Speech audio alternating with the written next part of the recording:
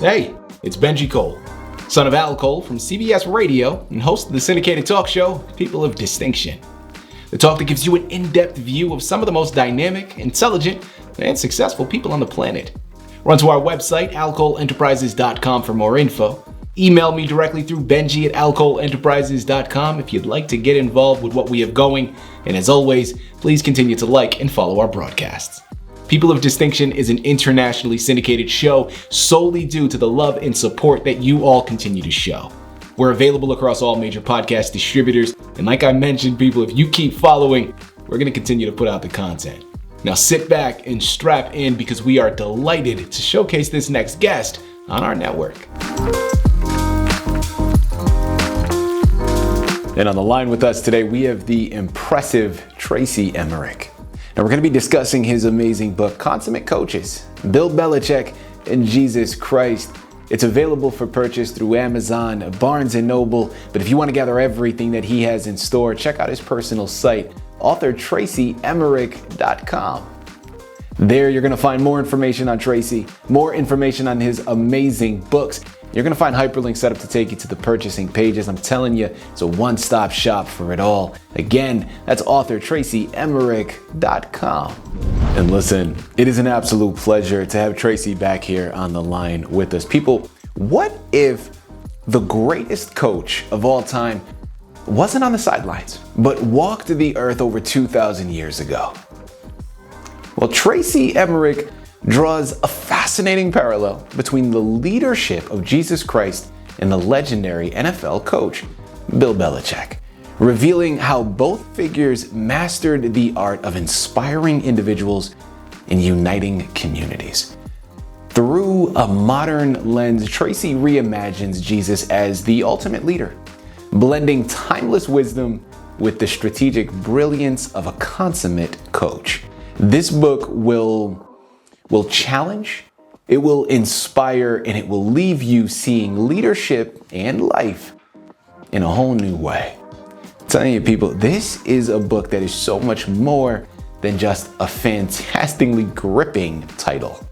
It offers wisdom that you're going to be able to take to the bank.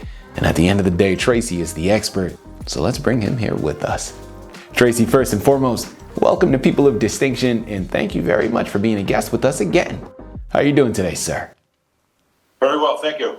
Listen, man, it is a pleasure to have you back here with us. Your books are so unique, yet possess universal concepts that we can all get behind. You know, previously, we had the pleasure of discussing your other book, Extreme Entrepreneurs. This time, we are just as excited to discuss your other book, Consummate Coaches. Thoroughly looking forward to this. Before we go into your book, let's start first and foremost at the ground floor and let's learn more about yourself and your background. Well, I spent 30 years in business, in database marketing. Then I got into politics. I spent 10 years as a state representative. Locally, I've been on my town planning board for 21 years, and I just completed that. So I've had a lot of public service and also was very successful in business. God was very good to me. Love that.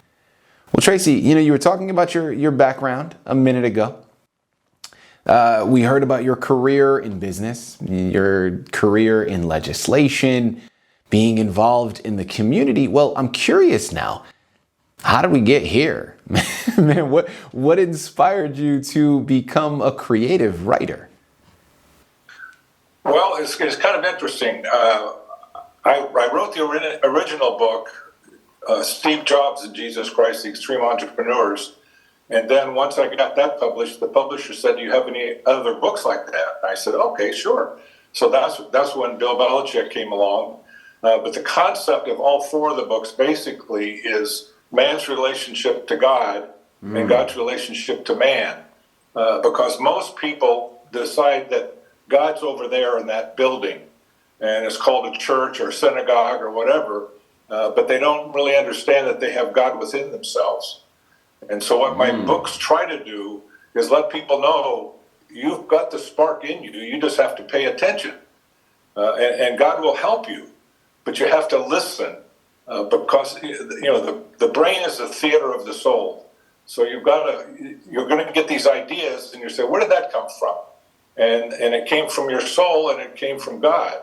So part of the purpose of the books is to marry man and God, and actually make Jesus a regular guy.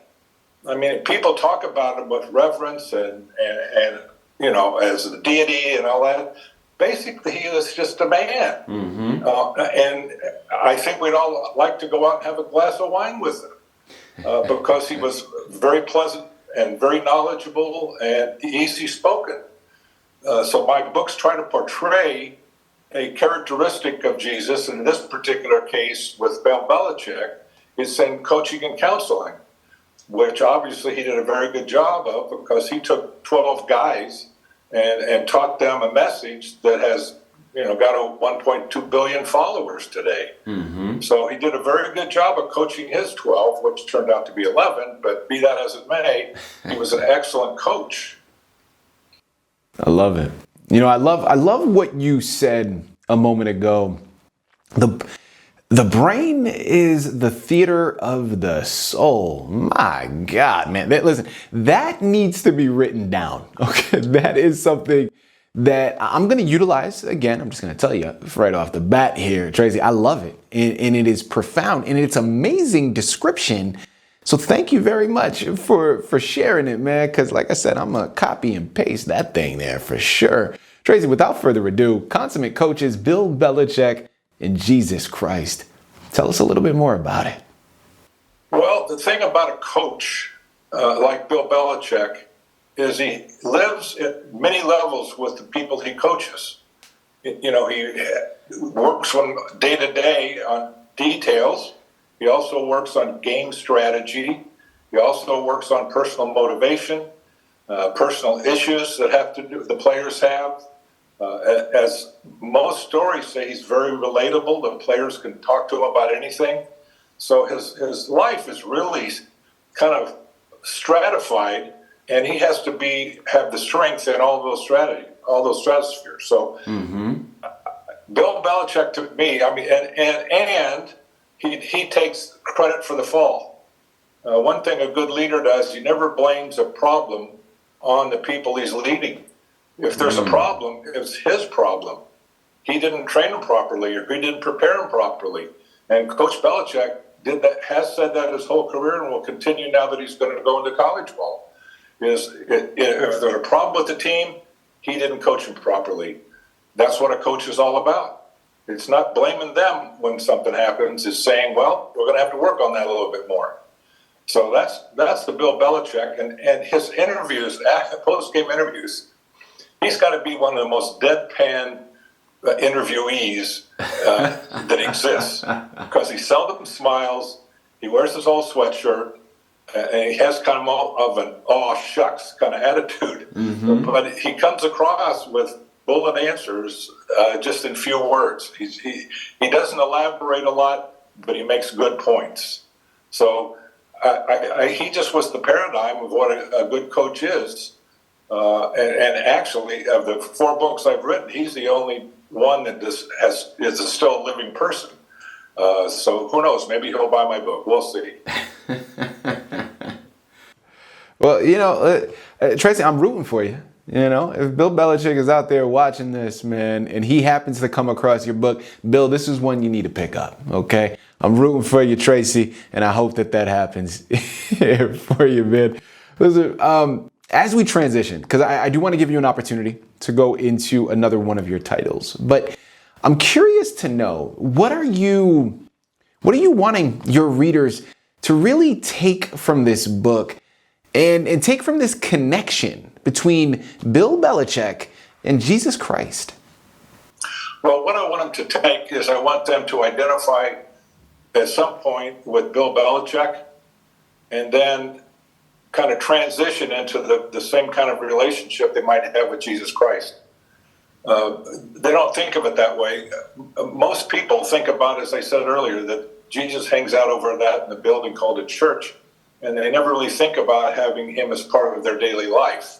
So they have their persona that goes to work, they have their persona that goes to play, and then they have their persona that goes to church. And there are different personas. But the problem with that, as I mentioned earlier, your soul really is dictating a lot of your actions, even though you don't know it. This is confusing people's soul. Who am I dealing with here? Who shows up today? Is this the churchgoer? Is this the going to worker? Or is this the having a good time person? So part of this is for people to understand themselves. And like a Bill Belichick is a coach all the time. He doesn't say, well, I'll go be a coach on Sunday on play day, a game day. He's the coach perpetually. And I think I wanted people to identify with a successful coach, see traits they might have that he has. Because they're probably not, if you acted like Bill Belichick and you're not a coach, you're going to be a very lonely person. Because you're all the time giving suggestions and helping people improve themselves and help go beyond their own skill set. So you might be very unpopular on a day-to-day basis if you try to emulate Bill Belichick, but you may have leadership traits that he has demonstrated that you say, I kind of like that one. And then hopefully you'll transition over into the Jesus Christ section where we talk about his leadership traits and people skills, and you might transition your life a little bit. Who knows? That's the goal. If I can get people to take one little tick closer to have merging their home life, their church life, and their work life, I'll be a success. People, again, we're here on the line with Tracy Emerick. We're discussing his amazing book, Consummate Coaches, Bill Belichick and Jesus Christ. It's Amazon, it's Barnes & Noble. Also check out his personal website, author TracyEmerick.com. Yeah, listen, man, those are the places you gotta go. And while you're at it, remember to check out his other books, right? There are 3 of them at this time, and I'm hoping, selfishly, a lot more on the horizon. They are truly remarkable gifts that you want to add to your shelf because of the wisdom that they're offering, because of what is there to be received. Just do yourself a favor. Head on over there and pick up your copies, because I promise you, you're going to be thoroughly impressed. And, Tracy has offered a lot, man. So head on over there and pick up your copies here today. You will not be disappointed. Tracy, like I mentioned a moment ago, I want to give you an opportunity to go into another one of your books. But as we close out of this one, talk to us a little bit more about the writing process that you went through. What would you say was a highlight for you throughout this journey? Or if not a highlight, maybe something that surprised you that you weren't anticipating before you embarked upon it? Well, the thing about writing is you kind of do it, and then you redo it, and then you redo it, and then you redo it. So you kind of end up somewhere where you didn't think you were going to go.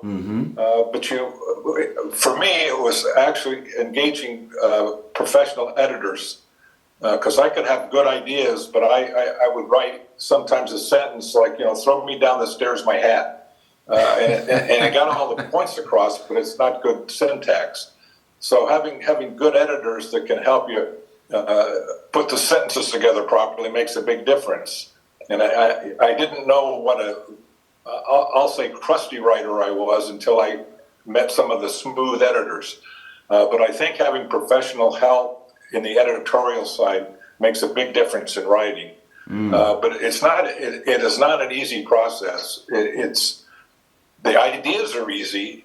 Flushing them out and expanding on them so they communicate, that's the hard part.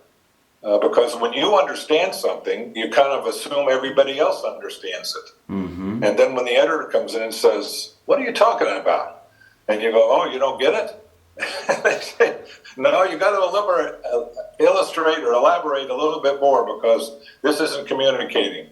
So that's the part of the redo, that you have to, I'll call it tolerate, because it certainly isn't fun. Most of us, when we bake a cake, we're done. That's it. And then somebody says, that's a bad cake. Well, okay, I'll make another cake. And so over time, your behavior gets modified a little bit, and you become a lot more enthusiastic about the redo process, because actually your work is getting improved on each redo. So I'm saying it's hard, and I'm saying it's tedious, but when you get done and you're proud, man, that's pretty good. I wrote that. So, it's rewarding, but a very difficult process. Tracy, your other books, Constant Courage, Martin Luther King Jr. and Jesus Christ, Nifty Neighbors, Mr. Rogers and Jesus Christ, and of course, the one that we previously discussed, Extreme Entrepreneurs, Steve Jobs and Jesus Christ, all of which are magnificent and offer so much wisdom. Well, as we close out of here now, please choose another one of your titles and give us a brief synopsis of what to expect when we head on over and pick it up. Well, obviously all 4 books follow the same title type, and they all include Jesus Christ, but they go into different facets of Jesus and of individuals. Like Mr. Rogers is everybody's next door neighbor. Mm-hmm. I mean, that was his show was basically being a good neighbor. And so it's, that's the Good Samaritan side of us. So Mr. Rogers, most people in the 60s and 70s know Mr. Rogers when they were kids. But today, not so much. Mr. Rogers kind of transitioned from a live individual after he passed away to more of a illustrated type show. But still, Mr. Rogers represents a type of individual that we all like to emulate, to think we can be a good neighbor. So it's, he's my model for that topic, and Martin Luther King Jr. is my model for courage, because he stood up to unbelievable odds and kept going. Mm-hmm. So when you look at somebody to have the courage of their convictions, and whether you do or not, I mean, you look at Martin Luther King Jr. and you say, man, he really put it all on the line. So he definitely is the model for courage. So, Steve Jobs, who needs to expand on him? I mean, he said, I want to put a dent in the universe, and he certainly has. I mean, he converted all of us non-techies into techies by putting point and click and buttons on everything. Mm-hmm. So he allowed me as a common individual to use technology. I mean, what can you say? And if you have big ideas, sometimes your big ideas come from outside of you. And in his case, Steve Jobs never did market research because his attitude was, how are they going to know what they don't know? So that's when he introduced the mouse and the point and click and drag and drop and all that stuff. And I have to say, I've been a Mac user since way back when, and I'm still a Mac user. So, what to be said for somebody who had that much innovation? Tracy, listen, man, I love the fact that each one of your books, although incredibly unique and diverse, have a similar through line. Obviously connecting with Jesus Christ, but above so much, it's about connectivity. It's about looking out for each other. It's about coming together and uniting. Well, my follow-up question that I want to go into, and although it's broad, I want to try to pose this question to you, and please entertain me and my listening audience in trying to answer it. For those individuals out there that are listening in right now, that are following what you're saying, and they're picking up what you're putting down, brother. And they want to emulate their lives after Jesus. They want to be able to put themselves in better positions and behave in a much more, in more of an according way, right? That will align with Jesus. How would you advise people to become better individuals themselves, to be open and more receptive to listening to others that may have different viewpoints than they have? Well, I'll start with a one-liner. And that is, if you are what you do, when you don't, you aren't. Most of us identify by what we do. Because when you meet somebody new, your introduction is, I'm an accountant, I'm a this, I'm a that. But that doesn't change you. That's what you do. So what I'm doing is I'm stripping away what you do and say, let's really look at who you are. And those are the changes you need to make if you want to change your attitude about living in this world. Is you have to decide that you're going to have a foundation of love. You're going to have a foundation of caring, of empathy, of all those things that we look at somebody else and say, boy, I really respect that individual. Well, if you do, emulate them. Do what they're doing. So if you want to change you, which is the only person you can really control the change of, you have to change who you are. And then you'll do different things, not necessarily for work, but you may take the spirit of goodness that you find in church and take it to work, and stop the separation and really try to be who you want to be, and the new you. Because if you want somebody else to respond to you differently, you have to do something different. Because if you don't change yourself, they're not going to change how they treat you or how they regard you. So it's really tough. Because when you look at the mirror and say, I'm not going to talk about my job or my hobbies, I'm going to talk about me. Now we're talking about emotions, we're talking about love, we're talking about hate.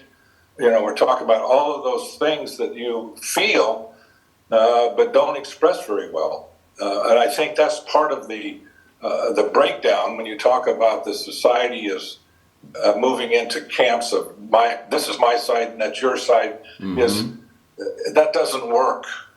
There's an Old Testament term called Hevel, Hevel, and it means it's all smoke. So when we get into these camps of one side or the other, look at the beliefs of both sides and say, are they Hevel? Does it really matter? And so get out of it and get in the middle, be on both sides, and try to understand how both sides think or act or believe, and you'll change. I'm a fairly conservative individual, and over time, I've modified my behaviors to be more caring and less objective and more subjective, which is really something. And if you run your own business for 30 years, you become very objective and very financially motivated, and net bottom line becomes your whole life. But after stepping out of that world, and now I don't have to worry about the bottom line anymore. Now I have to worry about interpersonal relationships, and how many years do I have left to fix or modify my behavior and affect the people around me? I don't know. Maybe this is it. I don't know. But I don't have 20 years. I can guarantee you that. Well, listen, Tracy, you may not have 20 years, man, but what you do have are these amazing books that you've put forth. People, I'm telling you, I can sit here and I can talk to Tracy for hours, man. There have been so many great pieces of information that we've discussed. One of the biggest pieces that I'm going to take from all of this is it starts with you. True revolution begins within ourselves, and then from there, we can spread it out to those around us. These are magnificent books that are going to help change things for yourself. You know where to go, man. Listen, it's right there on the screen. It has been this entire time.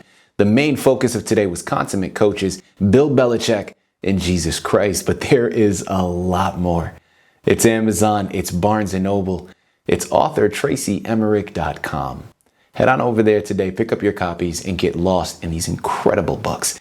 Because you can thank me later, I promise you, man. These are books you want to add to your shelf.